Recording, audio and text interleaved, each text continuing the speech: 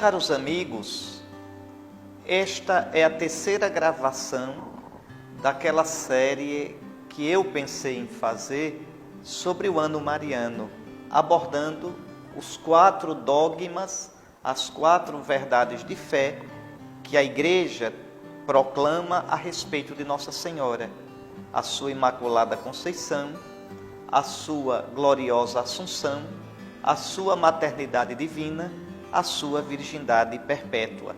Nós já conversamos sobre a Imaculada Conceição e já falamos também sobre a maternidade divina. Agora gostaria de falar, nesta gravação, sobre a virgindade perpétua de Maria. Desde as origens da Igreja, os cristãos professam que Nossa Senhora concebeu virginalmente. E muito cedo também, já no final do século I, começo do século II, os cristãos foram crescendo na convicção de que Maria não somente é virgem, foi virgem antes do parto, mas também no parto e depois do parto. Observe que as Sagradas Escrituras nunca falam nos filhos de Maria, falam nos irmãos de Jesus. Nós vamos conversar já sobre eles, mas fala não em filhos de Maria. O único filho de Maria que nós conhecemos na Sagrada Escritura é Jesus, nosso Senhor. E por que é que os cristãos insistem nessa virgindade de Nossa Senhora? Por vários motivos sérios. Primeiro, porque Jesus, aquele Cordeiro de Deus que tira o pecado do mundo, ao habitar na Virgem Maria, fez dela o seu templo, não maculou a sua virgindade. A Virgem Maria, ao gerar e dar à luz Jesus, ela aparece no plano de Deus como aquela que é a imagem viva da Igreja. Nossa Senhora não é só Maria, uma mulher, uma pessoa, mas Nossa Senhora é alguém que tem uma função no plano de Deus. Ela é a imagem do Israel verdadeiro, a filha de Sião, a Virgem filha de Sião, de que fala o Antigo Testamento. Por exemplo, o capítulo 3 do profeta Sofonias, a Virgem filha de Sião. Então Maria, a Virgem, quer dizer a toda de Deus. E Maria também é imagem da Igreja, a Igreja que deve ser toda virgem para o Cristo, a Igreja que deve ser toda maternal, a Igreja que é a mulher, e essa mulher é também Maria. Lembre do livro do Gênesis: porém inimizade entre ti e a mulher. Vejam como Jesus chama a Nossa Senhora no capítulo 2, no capítulo 19 de São João, mulher. O que há entre mim e ti, mulher. Ou ainda no capítulo 19, mulher, eis o teu filho. Esta é a mulher do Apocalipse, do capítulo 12 do Apocalipse, versículo 1. Uma mulher vestida do sol, tendo a lua debaixo dos pés, que combate a serpente. Então esta mulher é a Igreja, esta mulher é Maria. Maria é ícone, Maria é imagem da Igreja. Por isso, no plano de Deus, Maria é a Virgem, a sempre Virgem, a toda de Deus, de corpo, de sonho, de coração, de alma. Não é nada contra a sexualidade, não. É o sentido místico, o sentido teológico da virgindade, de ser completamente do Senhor. Então, desde o início, como eu dizia, desde o século I, a começar pela Sagrada Escritura, que nunca fala dos filhos de Maria, mas desde o início mesmo, os cristãos tinham esta convicção, que a mãe de Jesus foi sempre virgem. Tanto que era comum chamar Maria a Virgem. No credo a gente diz, nasceu da Virgem Maria. Esse Virgem Maria é preciso entender neste sentido. Maria, vírgula, a Virgem. Quer dizer, a Virgem por excelência, a sempre Virgem, a toda inteira do Senhor Deus. Vejam como Gabriel a chama, toda agraciada. Veja como Maria se denomina, eu sou a serva. O Todo-Poderoso fez grandes coisas em mim. Então Maria é aquela que acreditou, como diz Isabel. Maria é aquela que guardava tudo no coração, como diz o Evangelho de São Lucas, mais de uma vez. É essa inteireza de alma, esta inteireza de entrega, toda totalmente a Deus. É isto que a Escritura mostra em Nossa Senhora. A sua virgindade física é expressão dessa virgindade de coração. Você pode dizer, mas na Sagrada Escritura existem elementos que deem alicerce, que justifiquem essa convicção da Igreja? Claro que existe, claro. Não é por acaso que os primeiros grandes doutores cristãos afirmaram essa virgindade. Santo Irineu, São João Crisóstomo, São Gregório de Nissa, Santo Atanásio, Santo Agostinho, Santo Ambrósio.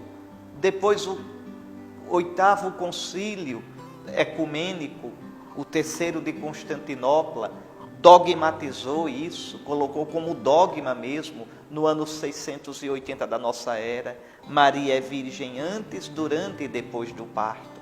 Ora, primeiro o Evangelho de Mateus, no capítulo 1, a virgindade de Maria antes do parto. E é interessante que Mateus, no capítulo 1, versículo 25, cita Isaías: a virgem conceberá, a virgem dará à luz um filho, ao Deus conosco. Então a mãe de Deus, veja, virgem concebeu e virgem deu à luz. A virgem conceberá e dará à luz um filho. Essa passagem, essa aplicação que São Mateus fez da passagem de Isaías 7, foi motivando a Igreja a ver a virgindade perpétua de Maria. Depois também o capítulo 1 de São Lucas, a mesma coisa. São Lucas vai mostrar que Maria foi virgem antes de conceber. Mas eu citei Mateus, capítulo 1. Queria chamar a atenção do versículo 25. Lá São Mateus diz que José não conheceu Maria até que ela desse à luz. E aí as pessoas podem entender errado, podem compreender, olha, se José não conheceu Maria até que ela desse à luz, depois que ela deu, José conheceu. Não. Em grego, a expressão grega eos, até que, não quer dizer que depois que as coisas tinham mudado. Eu lhe dou um exemplo.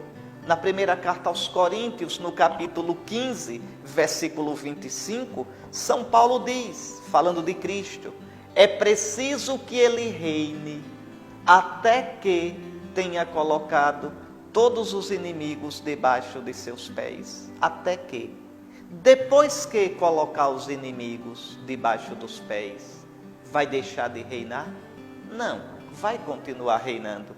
Então Cristo vai reinar até que tenha colocado os inimigos debaixo dos pés e depois continuará reinando. Do mesmo modo, José não conheceu Maria até que ela desse à luz e depois também não a conheceu. É assim que a Igreja entendeu. O que eu quero dizer é que este até que de Mateus 1:25 não significa que depois que o comportamento de José mudou. Depois os irmãos de Jesus. A Escritura nunca diz que esses irmãos de Jesus são filhos de Nossa Senhora. Você sabe, na Sagrada Escritura o termo irmãos não diz somente a filhos do mesmo pai ou da mesma mãe. Irmãos significa, exprime qualquer parentesco. Lembre de Abraão e Ló. Abraão é tio de Ló. E, no entanto, Abraão diz, lá em Gênesis capítulo 13, versículo 8, nós somos irmãos. Diz a Ló isto. E não são irmãos, são tio e sobrinho. E há tantas outras passagens da Sagrada Escritura, do Antigo Testamento, que mostram na mentalidade semita, na mentalidade dos judeus a palavra irmão, usada para qualquer parentesco. Gênesis capítulo 29, versículos 12 e 15. Gênesis capítulo 31, versículo 23. O primeiro livro das Crônicas, no capítulo 23, versículos 21 a 23. Há o uso dessa palavra irmãos para todos os parentescos. Mesmo na língua grega, a língua do Novo Testamento, havia sim uma palavra para irmãos e uma palavra para primos, para parentes. Mas quem escreve é um judeu que pensa como judeu, que tem uma mentalidade semita e usa a palavra irmãos para todos os parentescos. Então, veja, não quer dizer que os irmãos de Jesus são filhos da Virgem Maria. A Escritura não diz isso. Aliás, se Jesus tivesse irmãos por parte de mãe, Jesus não teria deixado Maria com João, filho de Zebedeu. Está lá no capítulo 19, versículos 25 a 27 do Evangelho de São João. Jesus entrega sua mãe a um estranho, a um não parente, uma coisa inconcebível no âmbito do judaísmo, no âmbito semita. Por que Jesus faz isso? Porque não tinha irmãos de sangue, não tinha filhos. Maria não tinha outros filhos. Então a Escritura é clara. Depois tem ainda uma coisa, se você olhar Marcos, capítulo 6, versículo 3, não é? Lá em Nazaré, os nazarenos vão dizer: esse não é Jesus, o filho do carpinteiro? Seus irmãos, suas irmãs não moram conosco? Tiago, Josete, está lá, Marcos, capítulo 6, versículo 3. Só que ao pé da cruz, no mesmo Evangelho de Marcos, capítulo 15, versículo 40, São Marcos diz quem é a mãe desse Tiago, desse Josete, de uma tal de Salomé. É uma outra Maria. Não é Maria, mãe de Jesus. Está lá. Pode olhar, Marcos, capítulo 15, versículo 40. São Mateus também vai falar dessa mãe dos irmãos de Jesus. Mateus 27, 52. E vai dizer em 28:1, versículo 28:1, é a outra Maria. Não é a mãe de Jesus. A tradição da igreja sempre garantiu que Maria é virgem antes, durante e depois do parto. Você pode perguntar, mas como Maria é virgem durante o parto? São João Crisóstomo, no século IV, dizia assim, pregando numa noite de Natal: hoje a Virgem concebeu e deu à luz virginalmente. E tu me perguntas, como foi isto? Pois eu te digo, aquele que me ensinou a crer no mistério, ensinou-me também a não fazer perguntas inconvenientes sobre ele. Aí, o silêncio de Deus. E São Basílio Magno, grande doutor da igreja, também dizia: repugna ao povo cristão pensar que o Cordeiro sem mancha, o Salvador, tenha maculado a virgindade de sua mãe ao nascer. Então, Maria sempre virgem, como a igreja deve ser. Maria virgem na alma, virgem porque guardou a palavra de Deus. E essa virgindade tomou conta também, é expressa também no corpo de Nossa Senhora. Aquilo que ela é, no seu corpo e na sua alma, nós devemos ir nos tornando pela graça do Espírito Santo, na nossa alma, no nosso coração, por um coração indivisamente para Cristo, e no nosso corpo, pela virtude da pureza, da castidade, expressão de que o Senhor é Senhor também do nosso corpo e não só da nossa alma, Senhor de todo o nosso ser, Redentor da inteireza nossa em corpo e alma. Que pelas preces da toda Virgem, de Maria a Virgem, nós possamos alcançar o sonho de Deus para nós. Amém.